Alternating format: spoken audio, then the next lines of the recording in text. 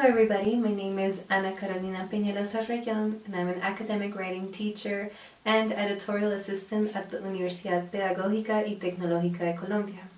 About 6 years ago, I started to teach English in Colombian, and I realized that many students needed help and advice on how to write their resumes, their cover letters, and job interviews.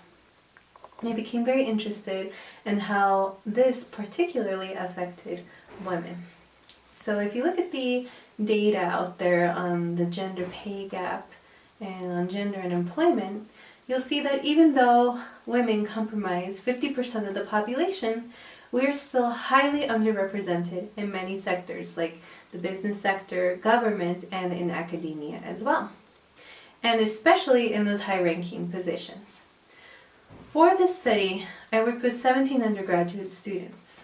They came from the humanities, from language teaching, and from biology and engineering and chemistry, and I wanted to understand how they positioned themselves in terms of gender when it came to writing resumes, cover letters, in their brainstorm maps, when they described themselves, also in job interviews, and specifically I looked at leadership and risk-taking.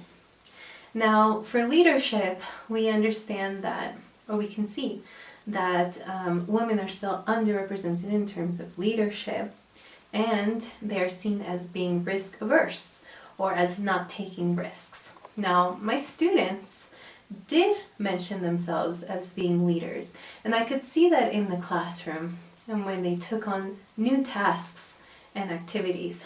But when it came time to expressing that and writing that in a cover letter or resume or talking about that in a job interview, they often omitted it, and they went with communal traits like supporting others and helping and caring for others.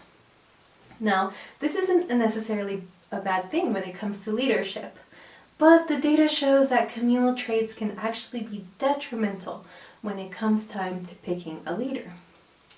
Now, for risk-taking, many students mentioned that they took risks. But when it came time to writing that in cover letters and resumes and talking about it in the job interview, they didn't. And many of the female undergraduate students deferred back to those social gender roles like supporting and helping others as being their strengths.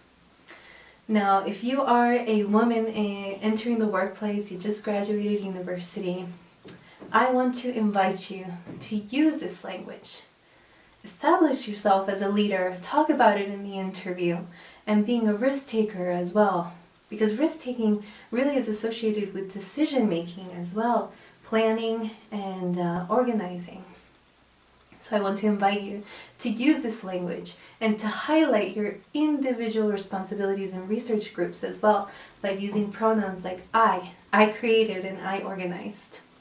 If you're an employer, I want to invite you to rethink what it means, what strength means, and what it means to have strength, and to reorganize the one-on-one job interview. Maybe create activities for your future candidates so you can pick out the communal leader in the group.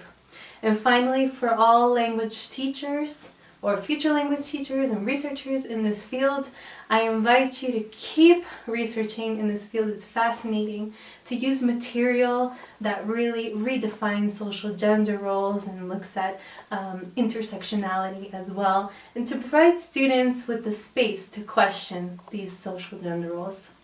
And I believe that if we work together, we can truly close the gender gap. Thank you very much.